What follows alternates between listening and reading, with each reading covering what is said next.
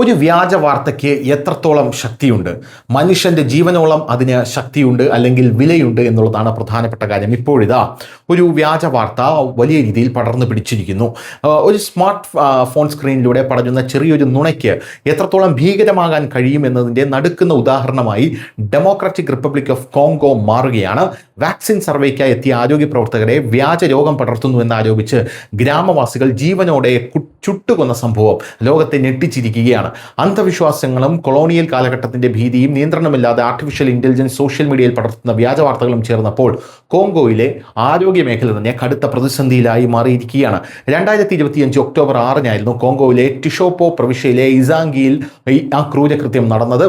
John തങ്കക്കേയ, plastid എംബുഗി എന്നീ medical പ്രവർത്തകർ ഉൾപ്പെടെയുള്ള സംഘം വാക്സിൻ സംബന്ധമായ പഠനത്തിനാണ് ഇലാംബി ഗ്രാമത്തിലെത്തിയത്. എന്നാൽ ആരോഗ്യ പ്രവർത്തകർ അവിടെ എത്തിയത് പുരുഷന്മാരുടെ ലൈംഗിക അവയവങ്ങൾ ചുരുങ്ങിപ്പോകുന്ന ഒരുതരം അദൃശ്യ രോഗം പടർത്താനാണെന്ന വ്യാജ വാർത്ത നേരത്തെ തന്നെ ഗ്രാമത്തിൽ പടർന്നു പിടിച്ചിരുന്നു, അഥവാ പടർത്തി വിട്ടിരുന്നു.